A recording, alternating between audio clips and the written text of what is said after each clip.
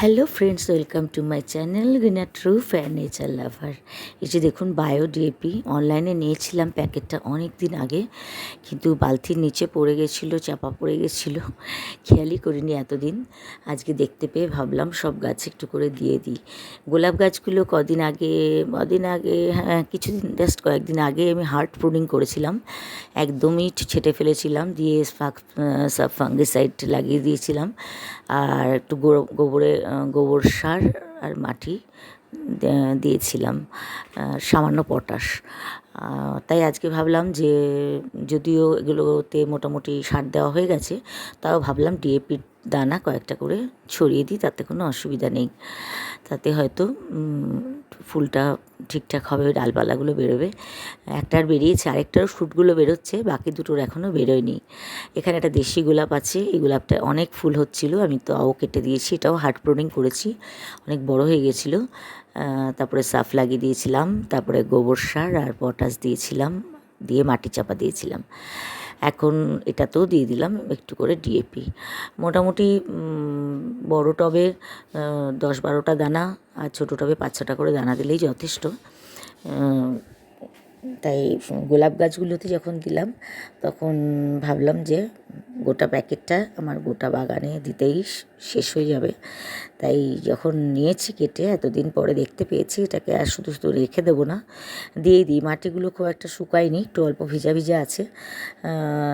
তো এখন তো যেহেতু ঠান্ডা ঠান্ডা ভাব পড়ে গেছে, রোদের জোরটা কমে গেছে, এখন মানে কালকে জল দিয়েছিলাম, আজকে মাটি ঠিকমতো শুকায়নি, তাও আমি দিয়ে দেবো, এর মধ্যেই দিয়ে অল্প অল্প সামান্য সামান্য জল দিয়ে দেবো, তাতে কোনো অসুবিধা হবে না আশা করি। কারণ এই পশ্চিম দিকের গাছগুলো তো বিশেষ করে পশ্চিম দিকটা রোদ যেহেতু আসে, শুকিয়েই যাবে মাটি, আর বাকি অন্য দিকেরগুলোও তাপে তাপে শুকিয়ে যাবে, কারণ দোতলার উপর ছাদ তো, শেড দেওয়া টিনের, বেশ তাপ কিন্তু থাকে। যাই হোক, আমি দেখুন সব গাছে দিয়ে যাচ্ছি 10-12টা করে দানা। পদ্ম গাছ, এই আগেরটা, এটা হচ্ছে ব্লিডিং হার্ট, এটাও কিন্তু বাইরে বেরিয়ে গিয়ে ফুল ফুটছে, বোগেনভেলিয়ার মতো। আর সাথে এই যে শীতের যে ছোটো ছোটো গাছগুলো লাগিয়েছি, তাতেও 2-4টে করে দানা দিয়ে দিচ্ছি। মানে কিছুটা মানে দিয়ে শেষ করে ফেলবো আর কি, এই মানসিকতা নিয়েই নেমেছি আজকে ছাদে, যে এটা অনেক দিন ধরে পড়ে আছে। সব গাছেই কম বেশি 2, 4, 6, 12, 14, 20, যার যে টবে যেরকম লাগে সেই টবে সেরকম দিয়ে প্যাকেটটা শেষ করে ফেলবো, প্লাস গাছেরও একটু উপকার হবে। এই যে উপরে দেখুন আমার ঝুলছে বেবি সানরোজ, সেখানেও দিয়ে দিলাম কয়েকটা দানা।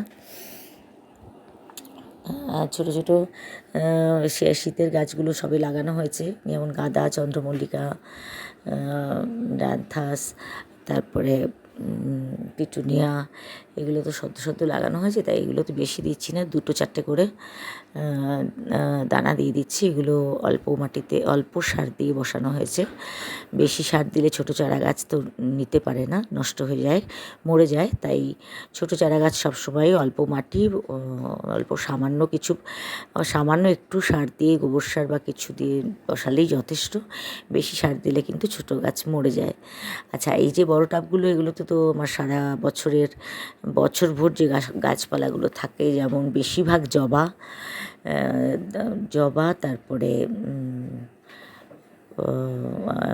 বোগেনভেলিয়া, পদ্ম, মাঞ্জিভিলা, জবাই তো আমার বোধহয় আছে না হলো 30-35টা, তারপরে রঙ্গন, বিভিন্ন কালারের রঙ্গন, বেল, জুঁই,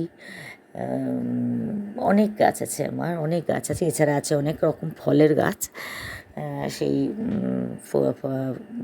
ফুলই যে শুধু আছে তা না, অনেক রকম ফলের গাছও আছে, তার সাথে কিছু সবজি গাছও এবার নতুন লাগিয়েছি আমি, সেই সবজি গাছও আছে। তাই সব টবে, সব গ্রো ব্যাগেই ফল, ফুল, সবজি, বাহারে গাছ, মানে সব কিছুতেই দিয়ে যাব আজকে ডিএপি দানাটা। কারণ ডিএপি কিন্তু গাছে ফল ফুল আনতে সহায়তা করে। এটা বায়ো ডিএপি, কাজেই এটা আরেকটু ভালো। যাই হোক, দেখছেন এখানেও বোগেনভেলিয়া রয়েছে। আমার বোগেনভেলিয়া আর জবা গাছের কিন্তু ছড়াছড়ি, আর অ্যাডেনিয়ামও আছে অনেকগুলো। অ্যাডেনিয়াম গাছেও দিয়ে দিচ্ছি। এরপর অ্যাডেনিয়াম গাছের ছোট্ট পরিচর্যা করেছি, সেই ভিডিওটা অলরেডি আপলোড করা হয়ে গেছে। অ্যাডেনিয়াম গাছেও এই কয়েকটা করে ডিএপির দানা ছড়িয়ে দিয়ে, একটু করে ভার্মি কম্পোস্ট দিয়ে, অল্প করে মাটি দিয়ে, সাবফাঙ্গিসাইডের জল দিয়ে, আর পাতায় একটু কাকা স্প্রে করে মোটামুটি শীতের জন্য টোটালটা করে রেখেছি। শীতে আর এগুলোকে দেখার কোনো প্রয়োজন নেই, আর রোদেই রেখেছি। গতবার রোদ থেকে সরিয়ে নিয়েছিলাম বলে আমার দুটো গাছ নষ্ট হয়ে গেছে, কারণ শীতের গাছগুলোকে জায়গা দেবো বলে সরিয়ে নিয়েছিলাম। এবার আর রোদ থেকে সরালাম না, ওই জায়গাতেই রেখে দিলাম। শীতের গাছগুলো ম্যানেজ করে এদিক ওদিক রাখছি। আর এই যে জবা দেখতে পাচ্ছেন, জবা আর রঙ্গন, এই জবা আর রঙ্গনেরই আমার ছড়াছড়ি। অনেক কালারের জবা, অনেক কালারের রঙ্গন আছে। আর এই যে আমার উজালা ফুলটা ফুটতে আরম্ভ করছে, এতেও কয়েকটা দিয়ে দিলাম। আরও কিছু কিছু গাছের তো আমার নামই মনে থাকে না। আর এই যে সবজি গাছগুলো লাগিয়েছি, এটা কাঞ্চন। কাঞ্চন যেমন সাদা কাঞ্চন আমার আছে, আবার দেব কাঞ্চনও আছে। দেব কাঞ্চনে কিন্তু শীত পড়ার সাথে সাথেই, মানে ঠান্ডার আমেজ পড়ার সাথে সাথেই কিন্তু গাছ ভরে কুড়িয়ে এসে ফুল হতে শুরু করে দিয়েছে। দেবকাঞ্চন ফুলটা কিন্তু দেখতে খুব সুন্দর, বেগুনি রঙের হয়, বড় বড় হয় পাপড়িগুলো, খুব সুন্দর দেখতে। বোগেনভেলিয়াগুলো যেগুলো বড় টবে আছে, সেগুলো একটু বেশি পরিমাণেই ডিএপি দিচ্ছি।